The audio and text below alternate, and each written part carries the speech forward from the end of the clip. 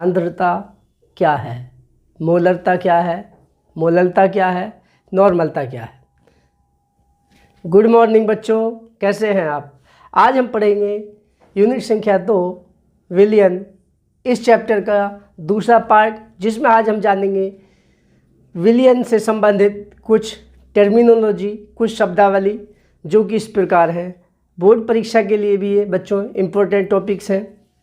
पहला है सांद्रता, मोलरता, नॉर्मलता, मोललता। इन 4 टॉपिक्स के बारे में बच्चों आज हम इस वीडियो में जानेंगे।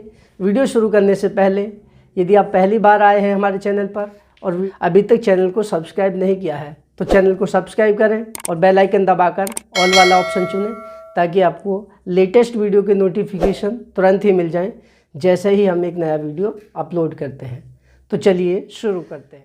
पहला टॉपिक है बच्चों सांद्रता। इंग्लिश में इसको कहते हैं स्ट्रेंथ।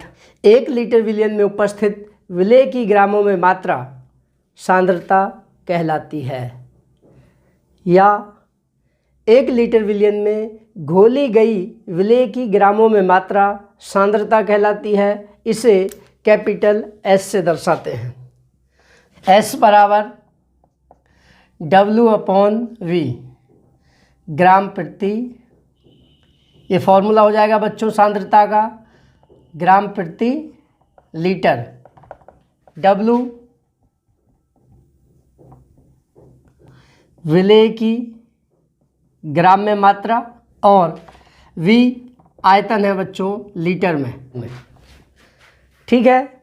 उदाहरण, यदि 5 ग्राम सोडियम क्लोराइड NaCl को 200 ml जल में घोला गया है तो विलियन की सांद्रता ज्ञात कीजिए। तो क्या दिया है बच्चों, W बराबर दे रखा है हमको 5 ग्राम और आयतन कितना दे रखा है, V बराबर 200 ml। 1 लीटर में होते हैं बच्चों 1000 ml, यानी कि 1000 ml बराबर 1 लीटर, या 1 ml बराबर 1/1000 लीटर। तो ml को लीटर में बदलने के लिए इसमें 1000 का भाग दे देंगे बच्चों। 1000 का भाग देंगे तो दशमलव आ जाएगा यहाँ पर, तो यह आ जाएगा 0.2 लीटर लिख देना, चूँकि 1 लीटर इक्वल टू 1000 ml। तो आयतन आपका इतने लीटर हो गया बच्चों। मात्रा ज्ञात है, W पता है, तो सांद्रता पूछिए सांद्रता बराबर क्या। तो सांद्रता का सूत्र क्या है, S बराबर W/V। मान रख देंगे, W का मान है, वेट कितना है 5, आयतन है 0.2। दशमलव हटाने के लिए ऊपर एक 0 बढ़ जाएगी तो ये हो जाएगा बच्चों 50/2, भाग देंगे तो ये आ जाएगा 25 ग्राम प्रति लीटर। ये आपका आंसर हो गया बच्चों। तो सांद्रता कितनी हो गई, 25 ग्राम प्रति लीटर। नेक्स्ट उदाहरण, दूसरा उदाहरण या प्रश्न मान सकते हैं, यदि 100 ml जल में 25 ग्राम चीनी घोली गई है तो विलियन की सांद्रता ज्ञात कीजिए। विलेय की मात्रा दे रखी है W बराबर 25 ग्राम और आयतन कितना दे रखा है बच्चों 100 ml। इसको लीटर में बदलेंगे तो 0.1 लीटर। कैसे हो गया, क्योंकि इसमें 1000 का भाग दे दिया है तो हो गया 0.1 लीटर। S बराबर क्या, सूत्र हो जाएगा S बराबर W/V। W का मान है 25, आयतन है 0.1। दशमलव हटाएंगे तो ऊपर एक 0 बढ़ जाएगी बच्चों, तो सांद्रता आ जाएगी आपकी 250 ग्राम प्रति लीटर। इस तरह से हम सांद्रता ज्ञात कर लेंगे किसी भी विलियन की, यदि हमें विलेय की मात्रा और विलियन का आयतन पता है, विलियन का या विलायक का आयतन पता है। अगला टॉपिक है बच्चों हमारा, नेक्स्ट टॉपिक मोलरता, मोलैरिटी। 1 लीटर विलियन में उपस्थित विलेय के मोलों की संख्या को विलियन की मोलरता कहते हैं। इसे कैपिटल M से दर्शाते हैं और M बराबर होता है बच्चों W/mV। ये सूत्र हो जाएगा बच्चों मोलरता का, मोल प्रति लीटर, जहां W बराबर विलेय की मात्रा जो कि ग्राम में होगी बच्चों। स्मॉल m बराबर विलेय का अनुभार और कैपिटल V है आयतन, जो कि बच्चों होगा लीटर में। एम है मोलरता, एम बराबर डब्ल्यू अपॉन एम वी, मोल प्रति लीटर, जहाँ डब्ल्यू विलेय की मात्रा है, स्मॉल एम विलेय का अनुभार है और कैपिटल वी आयतन है लीटर में। डब्ल्यू अपॉन एम ही मोल है, ग्राम अणु या मोल कहते हैं। ये हमने आपको बताया था साम्य अवस्था वाले चैप्टर में जब आपको सक्रिय द्रव्यमान पढ़ाया था। ठीक है, डब्ल्यू अपॉन एम को ही मोल कहते हैं, एन स्मॉल एन ग्राम अणु या मोल। उदाहरण एग्जाम्पल, यदि 5.85 ग्राम सोडियम क्लोराइड को 200 ml जल में घोला गया है तो विलयन की मोलरता ज्ञात कीजिए। क्या दे रखा है बच्चों? W बराबर दे रखा है 5.85 ग्राम, आयतन दे रखा है बच्चों 200 ml। इसी को लीटर में बदलेंगे तो क्या करेंगे, 1000 से भाग दे देंगे तो ये बन जाएगा 0.2 लीटर। m बराबर क्या? ठीक है, मोलरता बराबर क्या?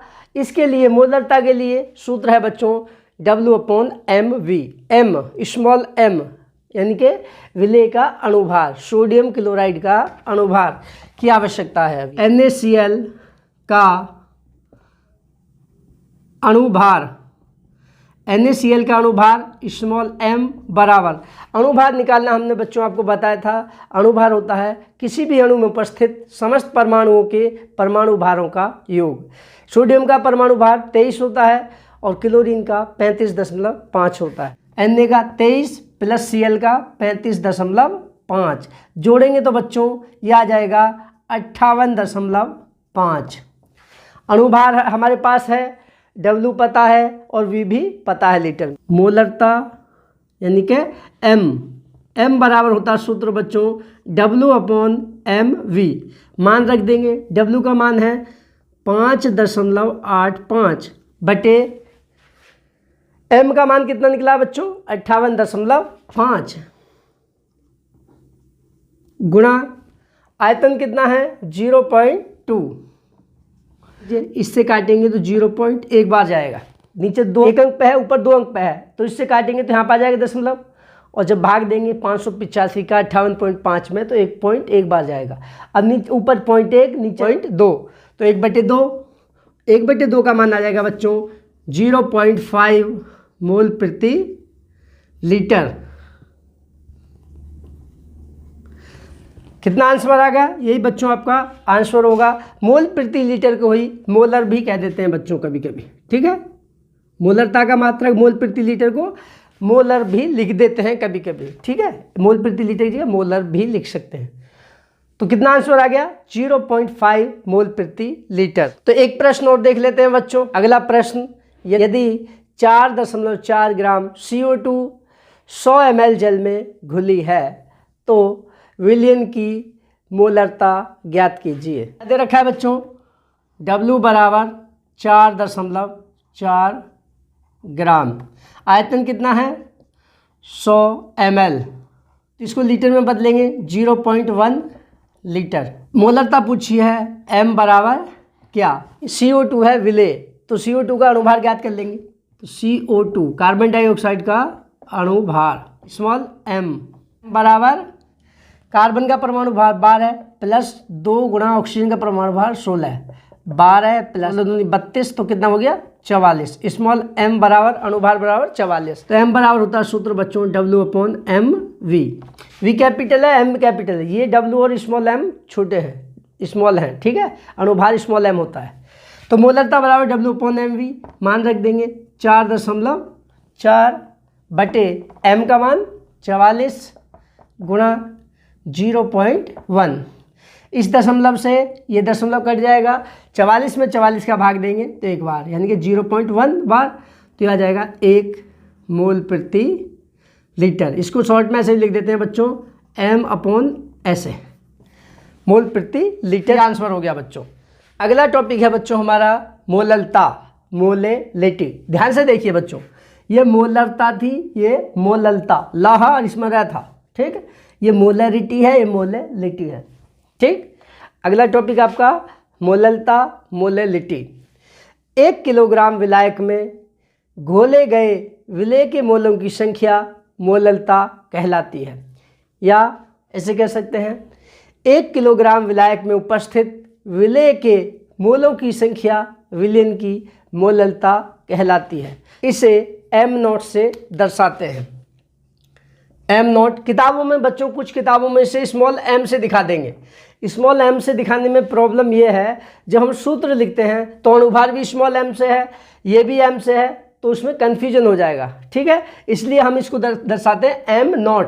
किसी के साथ राइट साइड में 0 लिख देते हैं तो उसे कहते हैं हम नोट, इसे m0 से दर्शाते हैं। मोललता में विशेष ध्यान रखना है बच्चों, इसमें विलायक की, पहले था विलयन का आयतन मोललता में, इसमें क्या है, विलायक की मात्रा दे रखी है 1 किलोग्राम विलायक में, ये नहीं 1 किलोग्राम विलयन में, 1 किलोग्राम विलायक में।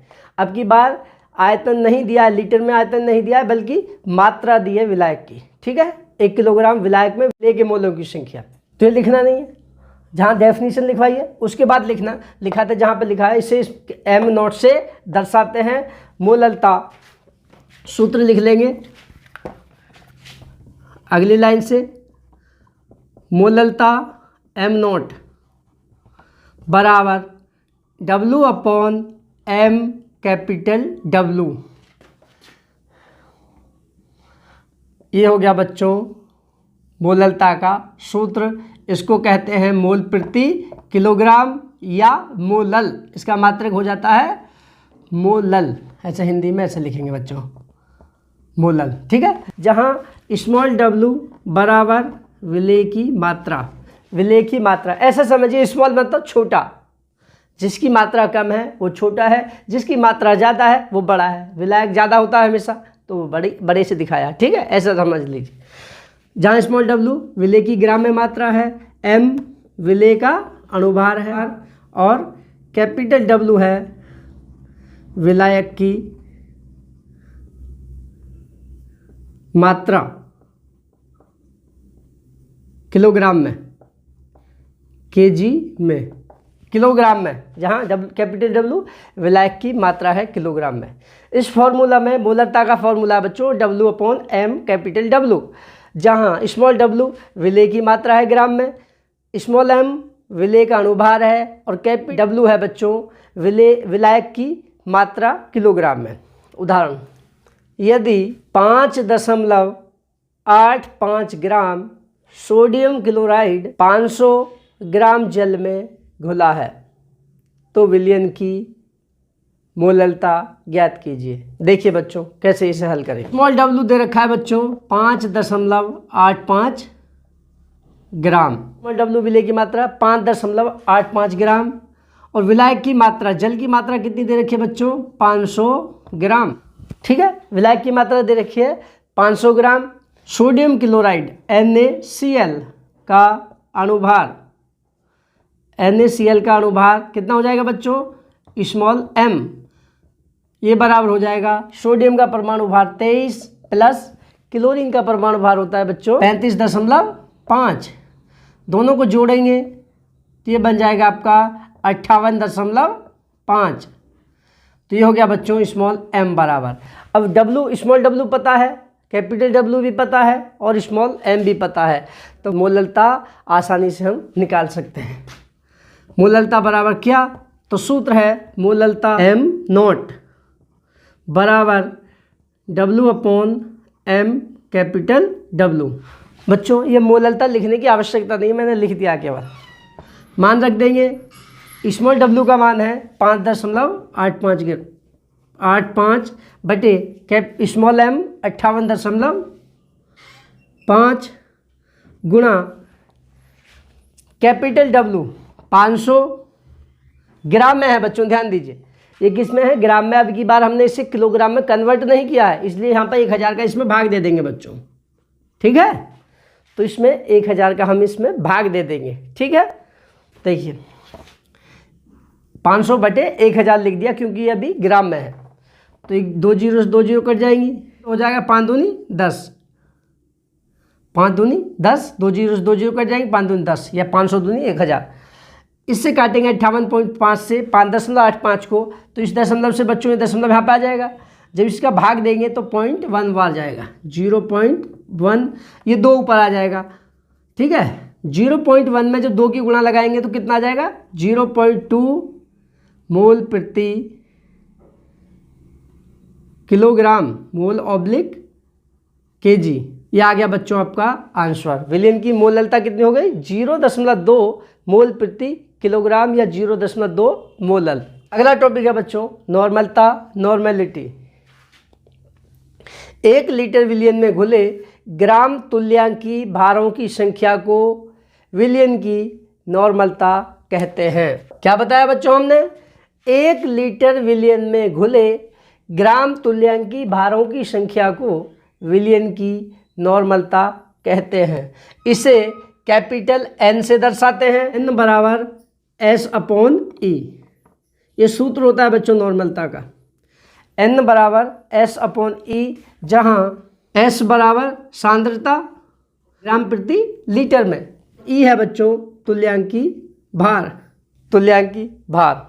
इसका भी एक उदाहरण देख लेते हैं। उदाहरण लिखिए बच्चों, यदि 3.65 ग्राम हाइड्रोक्लोरिक अम्ल 100 ml जल में घुला है तो विलियन की नॉर्मलता ज्ञात कीजिए। तो बच्चों देखते हैं इसकी नॉर्मलता। सबसे पहले हम इसकी सांद्रता निकाल लेते हैं। स्मॉल w है बच्चों, मात्रा दे रखी है 3.65 ग्राम, आयतन दे रखा है बच्चों 100 ml, तो क्या आ जाएगा 0.1 लीटर। यदि यहाँ पर इसी लीटर में नहीं बदलेंगे तो W/V करेंगे, V का मान रखते समय 100/1000 करना पड़ेगा बच्चों, वहाँ पे भी कर सकते हैं इसे, ठीक है। तो 1 लीटर हो गया, तो सांद्रता हो जाएगी बच्चों, पूछी क्या है हमसे N, नॉर्मलता बराबर क्या, तो उसके लिए पहले हम निकाल लेते हैं बच्चों सांद्रता। S बराबर W/V, W का मान 3.65 बटे V का मान 0.1। जब इसका भाग देंगे बच्चों इस दशमलव से, ये दशमलव यहाँ पर आ जाएगा, तो आ जाएगी सांद्रता 36.5 ग्राम प्रति लीटर। हिंदी में लिखना चाहें तो बच्चों हिंदी में लिख सकते हैं, हम बोलते हैं उसे हिंदी में लिख सकते हैं। तो सांद्रता का मान आ गया, इसका मान तुल्यांकी भार की और आवश्यकता है। तुल्यांकी भार होता है बच्चों, इसकी डेफिनेशन हम अगली वीडियो में बताएंगे विस्तार से, तो ठीक है। तुल्यांकी भार होता है, जैसे अम्ल है HCl अम्ल है, अम्ल का तुल्यांकी भार होता है अम्ल का अणुभार बटे अम्ल की क्षारकता। क्षारकता मतलब विस्थापनीय हाइड्रोजन परमाणुओं की संख्या। HCl में से कितने हाइड्रोजन परमाणुओं को हम विस्थापित कर सकते हैं, केवल 1 को, तो HCl की क्षारकता कितनी होगी बच्चों 1। HCl का तुल्यांकी भार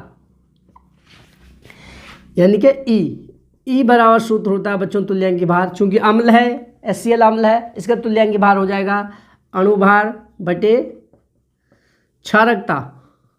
क्षारकता और बच्चों अणुभार हम निकाल लेंगे, क्षारकता होती है किसी अम्ल की क्षारकता, उसमें उपस्थित विस्थापनीय रिप्लेसेबल हाइड्रोजन परमाणुओं की संख्या। इसमें से केवल 1 हाइड्रोजन परमाणु को हम रिप्लेस कर सकते हैं, विस्थापित कर सकते हैं, तो इसकी क्षारकता बच्चों 1 हो जाएगी।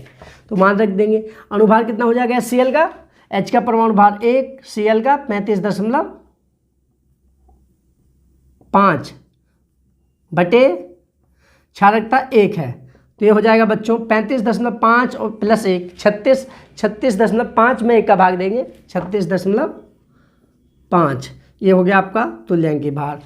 अब हमारे पास बच्चों S भी है E भी है, तो नॉर्मलता हम आसानी से निकाल सकते। तो N बराबर है बच्चों सूत्र, N बराबर S/E। S भी कैपिटल है, E भी कैपिटल है। S सांद्रता, E तुल्यांकी भार। S का मान है बच्चों 36.5 बटे E का मान है बच्चों, E का मान नहीं 36.5। तुल्यांकी भार का कोई मात्रक नहीं होता है बच्चों। 36.5 में 36.5 का भाग देंगे तो क्या आएगा 1, तो नॉर्मलता आ गई बच्चों 1N, ये आंसर हो गया। तो विलियन की नॉर्मलता कितनी आ जाएगी 1N। नॉर्मलता का मात्रक जो N है, नॉर्मल, यहाँ पर ये नॉर्मलता को दिखा रहा है। जब मात्रक लिखते हैं तो इसका मतलब N का मतलब यहाँ बच्चों नॉर्मल है, ठीक है। ग्राम तुल्यांक प्रति लीटर को नॉर्मल कहते हैं, नॉर्मलता का मात्रक N से ही दर्शाते हैं, इसका मतलब नॉर्मल। तो बच्चों यही थे आज के मुख्य टॉपिक जिन्हें हमने इस वीडियो में पढ़ना था। आशा करता हूं कि ये सभी टॉपिक्स और इनसे संबंधित कुछ उदाहरण जो कि अंकित प्रश्नों के रूप में थे आपको अच्छे से समझ आ गए होंगे। यदि वीडियो पसंद आए तो लाइक करें और अपने दोस्तों के साथ शेयर अवश्य करें। तो बच्चों आज के लिए इतना ही पर्याप्त है। कल फिर एक नई वीडियो के साथ मिलते हैं। तब तक के लिए thank you and have a nice day.